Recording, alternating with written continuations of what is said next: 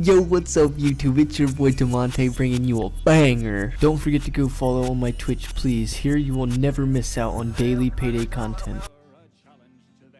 And what a temp Zerk basically is that you're only using Zerk temporarily. It's not that you're using Zerk all the time. Cut that fence and get down to the hangars.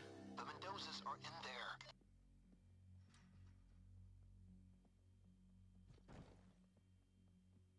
I'd say that there's probably like a dozen perk decks that function really well with temp Zerking. This is the correct hangar. Back those guns and get ready to bring them back up to the van. Police coming in hot. 30 seconds. Let's see those hands. When I end up work off that Zerk there, what we usually work off is when we get put onto Destroy the weapons or get them up to the van. 5 HP. That's when temp Zerking's really worth it. If you were to just work off of that 95 HP, you would have had like 20, a small percentage of Zerk, and you would have been prone to getting killed instantaneously by 2-shot. And that's something that's very common. Something that's very common is getting shot twice, because that's what you guys have to understand, that getting shot 3 times by a heavy unit is literally basically 1 second. But you have to also include things like, reaction time, which the game tries to mimic a human's reaction. So therefore, give yourself an extra second, and then you have 0.35. So looking at like, maybe 2 to 3 seconds, and you're fucking done for. You can get shot by 675 damage. Name what build can really survive 675. You've got things like Anarchist with 2 seconds of invulnerability. You have Armor with 2 seconds invulnerability. You've got Stoic with its damage reduction. You got Kingpin with the Injector. You've got Leech with the Injector, and then you've got your Rogues. You've got your Sicarios. You've got your Hackers, right? Your dodge builds is what I'm getting to. Most builds aren't going to be able to survive 675 damage to pure HP and armor. Things like, put it in perspective, something like a Gambler, you wouldn't be able to survive that really too often, right? You'd be able to survive it maybe 1 time, but the second time it comes through, you're not going to be able to survive it. First time, if you have 2-shot armor, you'd be able to survive it. If you have, even the second time, no. Even if you have 1-shot armor, they shoot you once to the armor, 2 to the HP, die. Inside Gambler. Yeah, you would have to have 2-shot armor for that to work out.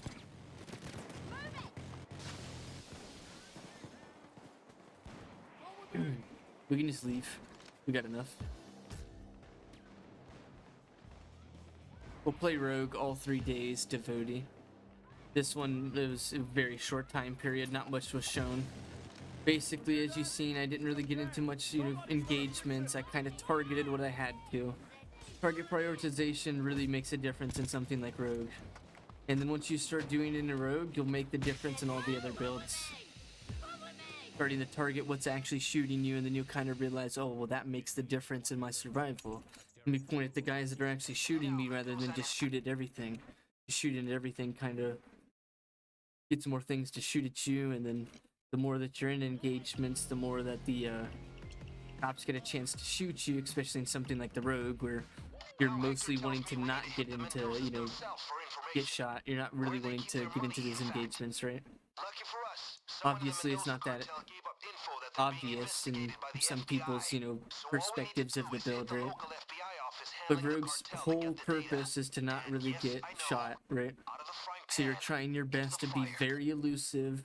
That doesn't mean the card elusive that make your teammates get shot. That's not what I'm saying. What I'm saying is you need to be very elusive by positioning, understanding where the cops can even have angles on you and stuff like that. That's what's really gonna make the difference. Okay, good. Let's find that server room. Alarm on that door, guys. We need to take There's care plenty of what's things. Is there going to be an exam? There can be. There's plenty of things that factor into your actual you getting shot at, and there's plenty of things that factor into you. Like, for an example, your positioning can factor how many things are going to actually shoot at you. Okay, well if that factors how many things can shoot at you, then you basically can have control as to how many times you're going to get shot at. Mind blown, boom.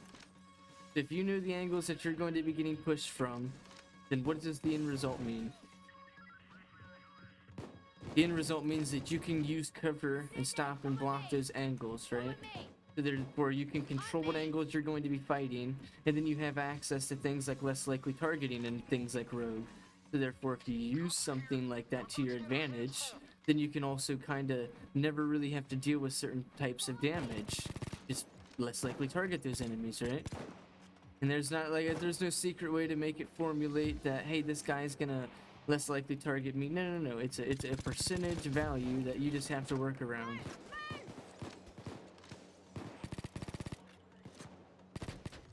Cover your ears.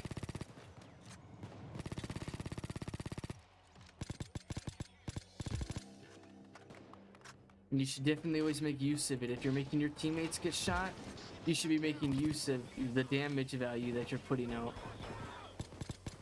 It's getting bad, boys. We should get out of here. I haven't been hit yet, so I'm fucking due for fucking at least 3.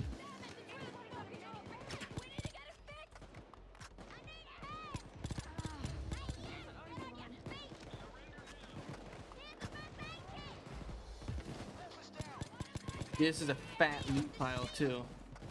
My biggest issue is positioning. A lot of players have issues with that because Payday 2 does not really promote good positioning. You've got shit like Swan Song, you've got all that stuff that really doesn't help you understand how to position better, right? Oh, I fucked up. I should have placed it earlier. That's really unfortunate. I was like literally a millisecond away.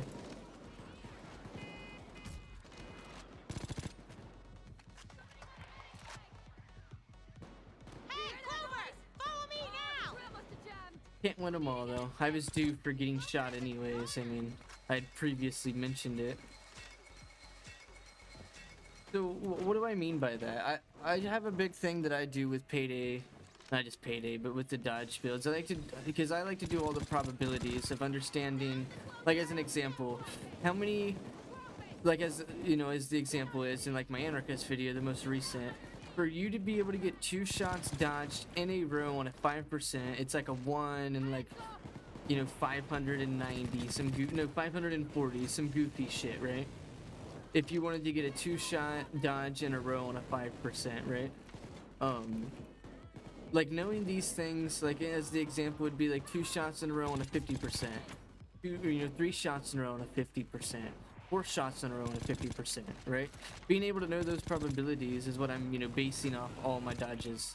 If I'm like here, if I've dodged 6 as an example, I could either dodge, another 4, or it could be getting hit by 3, right? And then, I get, 2 dodges, and I'm okay. Oh, I'm going on the 9 dodges right now, basically. So there's like, little things that you can understand. Obviously, it is still RNG, but you understanding the probabilities that can happen can definitely factor into what's going to, be your play style.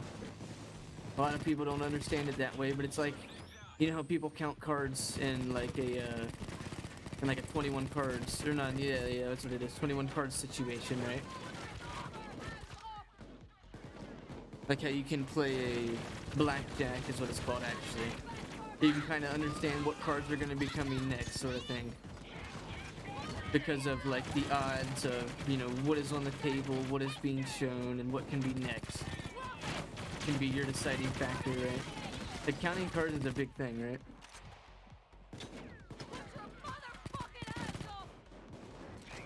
So it's like similar concept. If you're able to count your dodges and kind of understand what dodge you're even going to be on. This is I've dodged 2. I can have that shitty dodge where now I'm about to have where I'm about to get hit 4 times. You know what I mean? And if I get hit 4 times, well, I'm gonna have to bullseye that stuff. I'm gonna have to first aid kit that stuff. I'm gonna have to work behind cover and passively regen that stuff. Like right now, I'm on like 7. So like I'm really close to it being iffy if I need to be pushing. Like right now I want to be getting shot before I want to be getting pushed. I want my, failed dodges now at this moment so that we can actually make a, a very aggressive push. Or I can fall back and make a dodge clear. May take some time for it, but you can hear the signal.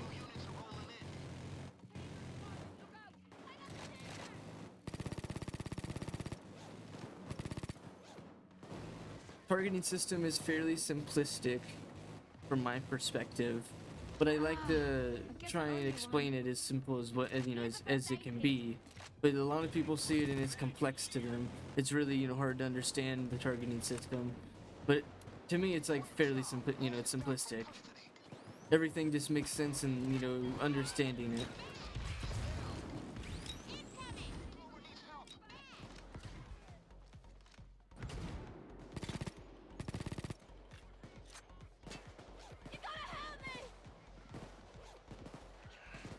Thanks.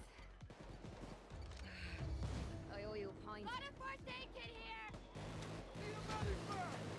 But with it being simple, it is also complex in that same method. It being simple is still complex because you still have to learn a lot of things to be able to understand what's going on, and there's so many mechanics that are going on. And that's another thing about dodge builds, is that you're mostly working off mechanics rather than just like dodge. You're mostly working off like a lot of just game knowledge rather than the dodge build itself. In 1957, You're working off like a bunch of knowledge in the game. are worthless. Eisenhower never robbed a bank. And now we prosecute this plan. Like, that's something with Rogue, is that you need to kind of play it in a fashion of like almost no mistakes. You got to play it almost like perfectly every time, and the moment you start making mistakes, you get punished hardcore. And like, your mistakes can be your first aid kits, so just like use them in that fashion too. You can make a mission work out with 14 first aid kits if you just make very little mistakes. Health damage is your mistakes. And there you go. That's the way that I learned, to play, Rogue at the way that I'm playing. I don't say that I'm, better than everybody, but I definitely play Rogue at a kind of, proficient manner. And, once again, my Rogue's kind of aggressive, though. There's other Rogues that will, kind of play, more of the passive, double jokers, hang in the back kind of thing. Okay, folks, we're going in and looking for But you're able to do, the same thing with that build. Delivered. You know what I mean? You're still able to, play aggressive because you got multiple jokers, multiple targets. It's just you're able to kind of play the build and not have to rely on your teammates getting shot anyways. But look at it this way. If you have 50% less likely targeting, which my build does, and, right off the rip, you're already, not being touched by 50% of the damage, right? If my base damage or my base dodge is 50%, and we can just work off 50%, we're already only having to work because, like, 50, full thing is here. Take away 50. This is 50. Now take away 50% of that. You only have 25%. You have 25% of bullets that are going to hit you, meaning you have to either work off bullseye, work off positioning, cover, damage, accuracy, bullseye. If I think I just said that, passive armor regen, life regen. You know what I'm saying? Like, you have to start using all your other tools, basically, is what I'm getting to. So, with having to learn that, hey, maybe 25% of the damage is what I'm really getting hit with. How are you going to deal with that 25% damage proficiently? Is the way that you're wanting to understand it. Some people like to face tank and rogue, and that doesn't usually work out too well. Now, if you play it in the fashion of knowing what dodge you're on, it could work out pretty well. You play very aggressive, and I know there's a lot of like Chinese, Japanese, like Korean players, those kind, the players that play from that kind of area that are really good at the dodge builds, because they kind of do that same method as well. And it's not a very like mainstream method, or even meta way of playing it either. A lot of the meta ways are just fucking like hacker and just like akimbos, right? And just relying on you just wiping the board of enemies. And that's what we went over earlier with something like Rogue. If you were to constantly try to stay in the fight with Rogue. Not saying that you can't, but if you were to try to just be like always running at the enemies, always face tanking and trying to, you know, get shot at, basically is what it boils down to. Is that you're always going to test your dodge in that way. And that's what you're not wanting to do when it comes to Rogue. Like right there, that's cool, that's cool. That's early on.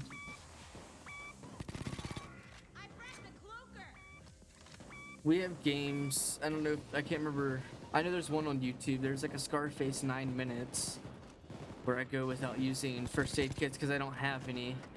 Because I, you know, had to rejoin the mission. But we go like 9 minutes without taking life damage in this Rogue build. Because we're just able to play it in that, you know, manner of not taking damage. We're able to play without making too many mistakes. You just want them to hit your armor, you want to armor gate that, you want to use your grace period effects and shit. Know what bullseye? I got some bullseye ace.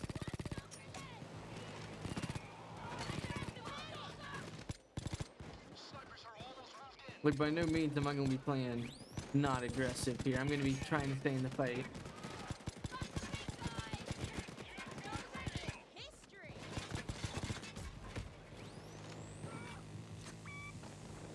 Like, what could I have done there to not take damage from that minigun? I could have stopped peeking as, you know, as long as I was. I could have crouched, actually. There's multiple things I could have done to not take damage from that minigun. But it's alright, because, you know, you learn from those mistakes. The next time you come to a situation like that, you won't peek as long, right?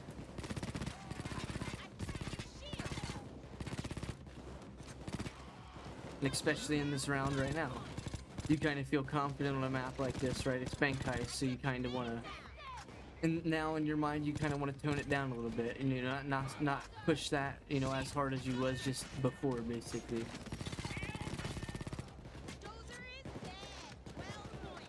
Kind of not let my teammates get seen too hard with me being too close.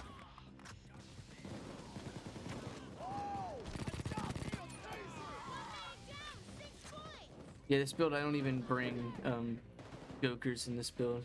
I don't need them.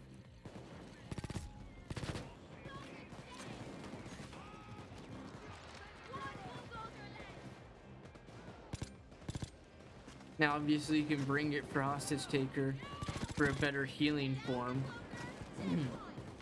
It's just not really required.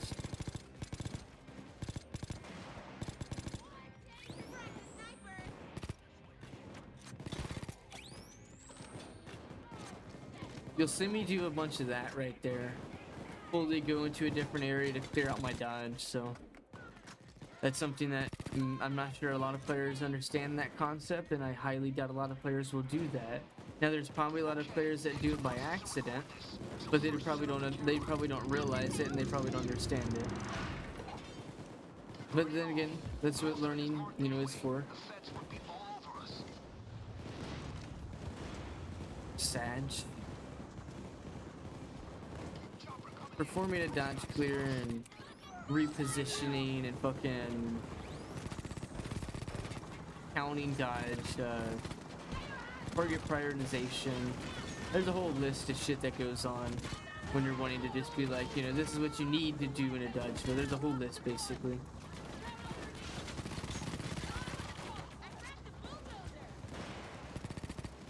And like trying to all, you know, include it all into a single sentence is, you just like remember certain things random at times, so because I'm ADHD, so I can't remember it all at once anyways. Like certain pieces and portions will come out at a time.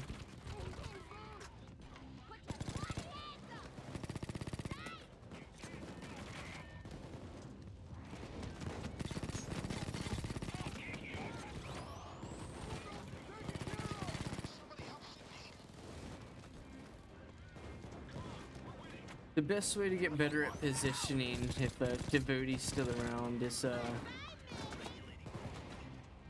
probably playing solo, unfortunately. Not meaning like, oh, you know, go balls to the wall, play, you know, goat sim fucking, you know, solo. That's not what I'm saying. I'm just talking like, you know, do you know, you don't even gotta beat the mission really. Just like try your best, you know what I'm saying? Like do like a counterfeit, maybe like a breakfast Tijuana, like fully solo, and then like that'll kind of like guide you the way that you want to start to position yourself, understand where some of the angles are maybe. I nailed the cloaker. Now obviously everybody learns differently, so Bastard dipshit. maybe you physically watching someone do it could be the way that you learn, or you performing it could be the way that you learn. You know what I'm saying? I'm not sure. So that could be a way that you could instantaneously improve that your position, your positioning issue would be to, not, I'm not saying jump straight into solo and